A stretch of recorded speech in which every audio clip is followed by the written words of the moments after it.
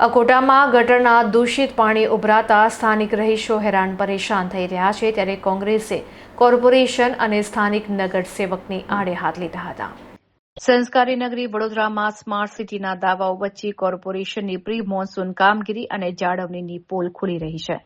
શહેરના અકોટા વિસ્તારમાં આવેલ સુબેદાર કમ્પાઉન્ડ પાસે છેલ્લા કેટલાક સમયથી ગટરના પાણી ઉભરાવાની સમસ્યાએ વિકરાળ સ્વરૂપ ધારણ કર્યું છે. આ ગંદા પાણી મુખ્ય રોડ અને આજુબાજુની સોસાયટીઓ સુધી પહોંચી જતા સ્થાનિકોમાં ભારે રોષ જોવા મળી રહ્યો છે. ત્યારે આ મુદ્દે કોંગ્રેસના કાર્યકર સચિન માયાવંશીએ ઘટના સ્થળે પહોંચી કોર્પોરેશનની બેદરકારી સામે ગંભીર આક્ષેપો કર્યા હતા.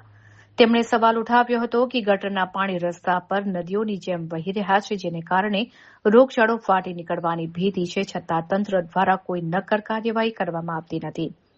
સચિન માયાવંશીએ વધુમાં પ્રહાર કરતા જણાવ્યું હતું કે જ્યાં ગટર ઉભરાઈ રહી છે ત્યાંથી માત્ર 200 મીટરના અંતરે જ સ્થાનિક નગરસેવકનું નિવાસસ્થાન આવેલું છે. ત્યારે શું તેમને પોતાના ઘરની આસપાસની આ ગંદકી દેખાતી નથી કે પછી તેઓ જનતાની હાલાકી પ્રત્યે આંખ આડા કાન કરી રહ્યા છે? સ્થાનિક રહીશોના જણાવ્યા મુજબ ગટરના ઉભરાતા પાણીને કારણે દુર્ગંધ અને મચ્છરોનો ઉપદ્રવ વધ્યો છે. જો વહેલી તકે આ સમસ્યાનું નિરાકરણ નહીં લાવવામાં આવે તો આગામી દિવસોમાં કોંગ્રેસ દ્વારા ઉગ્ર આંદોલન કરવાની ચીમકી ઉચ્ચારવામાં આવી છે.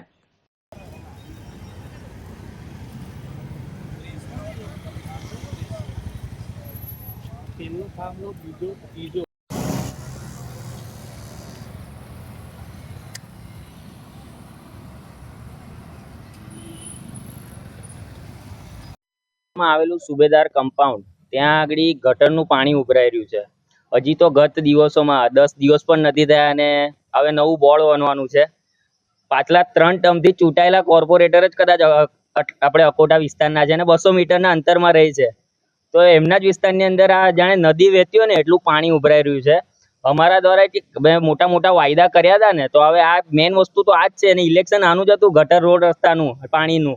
તો આનું સોલ્યુશન લાવો, આ જ વસ્તુની જરૂરિયાત છે. અને બીજી વસ્તુ, જો આનું નિરાકરણ આવનારા સમયમાં નહીં આવે ને તો આ જ પાણી ભરીને કોર્પોરેશન ઓફિસ તેમજ કોર્પોરેટરના ઘરે જઈને આપીશું અમે અને કહીશું કે આનું નિરાકરણ લાવીને આપો. કેમ કે પ્રજાને તકલીફ પડે છે, આવતા જતા રાહદારીઓને તકલીફ પડે છે, ચાલતા કેવી રીતે જાય તકલીફ પડે છે લોકોને આવતા જતા.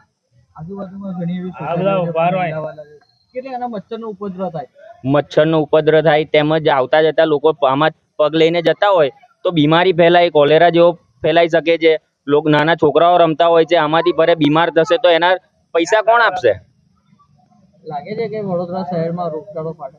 100% ફાટે. કેમ ના ફાટે? આવીને આવી જ હાલત છે આખા વડોદરા. 100% સ્વાસ્થ્યતાથી ચેડા છે. કેમ કે પાણી ગટરનું નીકળે છે ને એ પાણીથી સ્વાસ્થ્યને નુકસાન થવાનું જ છે લોકોને, અને 100% ચેડા થવાની છે. નાના છોકરાઓ રમતા એમનું હેલ્થ તો બહુ નાજુક હોય છે, એ લોકોને તો તરત ઇફેક્ટ કરે છે આ વસ્તુની.